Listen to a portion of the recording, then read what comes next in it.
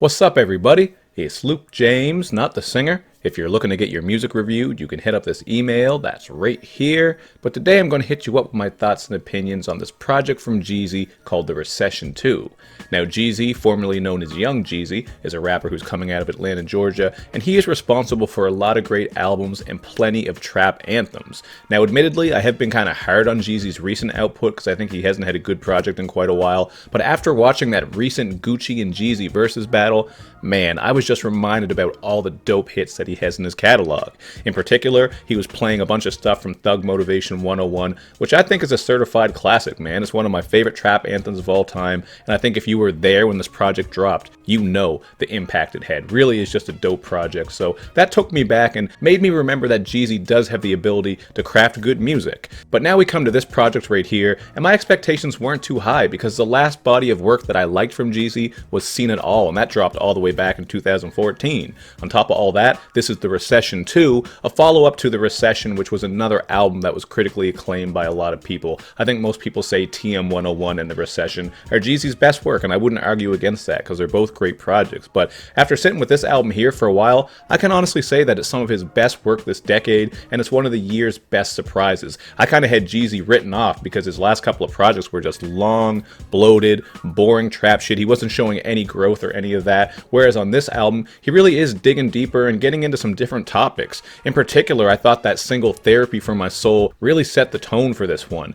You're getting this gorgeous, soulful, whimsical Justice League production here. I think the production is beautiful on this track. And on this one, he's rapping about all the things that have been weighing heavily on his mind, including issues he's had with Freddie Gibbs and other people from his past, as well as all the shit that 50 Cent is doing on Instagram, where he's just, he's just starting shit with everybody all the time. It's pretty cheesy in my opinion. Once in a while it's funny, but I get why Jeezy would go at 50 for that, because it's corny how he inserts himself into everybody's business. I just think Therapy for My Soul is one of his best tracks in a while, and I really do appreciate the catharsis from Jeezy. Of course, you'll still get some bangers and trap tales on this album too, which we will get into, but it really is the deeper content that made this one stick out to me. It just seems like Jeezy has grown and matured a lot, which isn't too surprising, because if you saw that Versus battle, he actually was talking to Gucci about that, how it was great for the culture to see them come together, put their differences aside, rather than resort to violence. So the album's opener, for example, Oh Lord, has Jeezy addressing racism, police brutality, and other ills of the world over this really smooth bongo-laced production. Thought it worked well as the intro.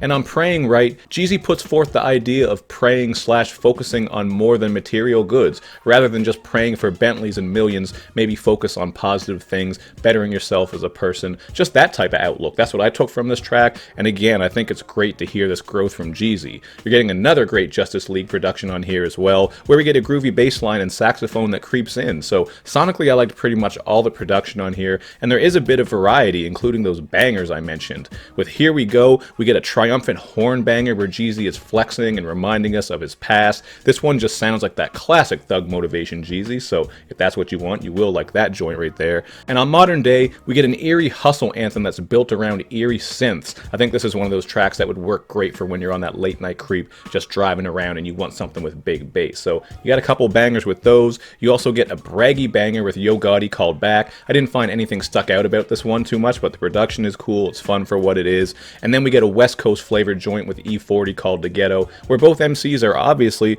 rapping about stuff that goes on in the ghetto. These tracks right here, they're not really breaking the mold. They're not too deep or anything like that, but these are the slappers that you might be looking for from Jeezy. So check those out if you want some thump in your trunk.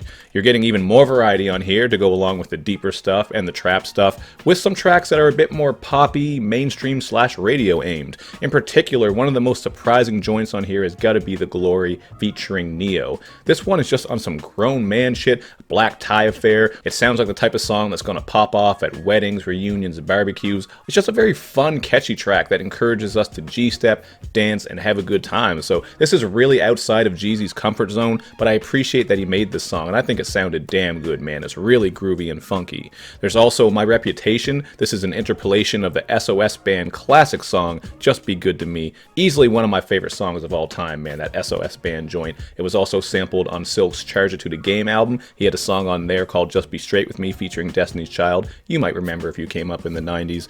But yeah, man, this one right here is not one of my favorite tracks. I actually thought it would be my least favorite track after the first couple of listens, but man, I can't help it. This song has absolutely grown on me. It's just very fun and catchy, and it works for what it is. I was very skeptical about this song when I saw that it featured Lil Duval as well as Demi Lovato. I'm thinking to myself, how is this going to come together? Then I got that SOS Band interpolation, and that kind of made it seem even messier. But man, I like this track. It's fun for what it is. Demi sounds great, and I was actually surprised at how Lil Duval fit into this because he was pretty catchy with his parts. It is what it is, man. Just a fun song, something that I could see, maybe getting a video and being on the radio.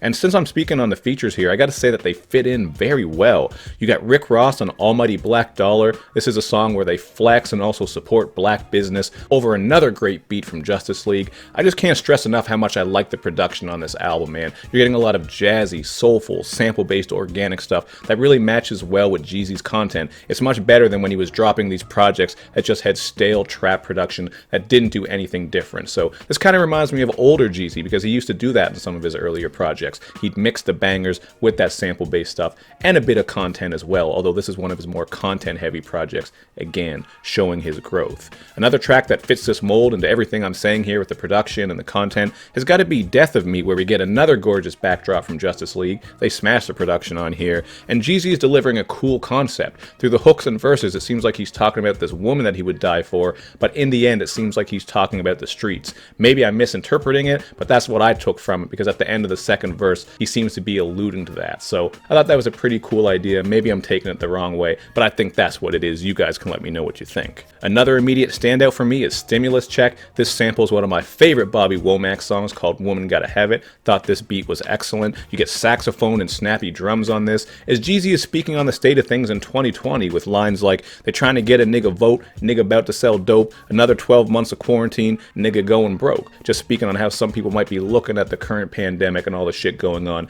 and trying to deal with it. So this is grown man Jeezy you're getting throughout this project. Very, very refreshing. And one thing I have to clear up right quick is that the song Niggas is produced by someone named Charles Hamilton, but it is not the pink-loving Sonic the Hedgehog Charles Hamilton. It's someone else called Uncle Chuck. Just wanted to clear that up because when this project came out, I saw that production credit, and I was talking on Twitter about how dope it was to see Charles Hamilton get his shit together and get a great placement on this Jeezy album. But it's not him. Still a great beat, some more soulful sample-based stuff. I just wanted to clear that up because I did make that mistake. And it's too bad, man. I was hoping Charles Hamilton was finally back in the game and off the bullshit, but I guess not. So anyway, man, for me, this project right here is a triumphant return for Jeezy. I'm going to go with an 8 out of 10. He's just giving you a little bit of everything. He's giving you that quintessential shit you want with those bangers, some dope boy tales intertwined in there. He's giving you fun, catchy joints, and also showing you that he wants to grow and move on from his past with some of the deeper content he gets into.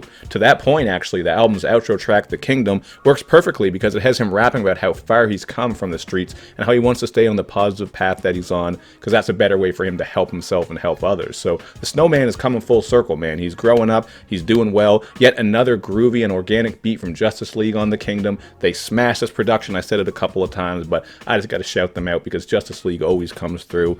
And as for my least favorite track, I'm going to go with Live and Die. It's not even an obnoxiously bad track or anything like that. It's just an interpolation of Tupac's song, The Live and Die in LA. So it's one of those instances where you hear this and you go, this just pales in comparison to the original. I'm going to go listen to that instead. At least that's how I felt about it. So you guys check this out for yourself and let me know down below how you feel about it. And of course, make sure you do that good YouTube and social media stuff where you show me love and you show me lots of it. Thank you for watching, everybody. I will see you next time.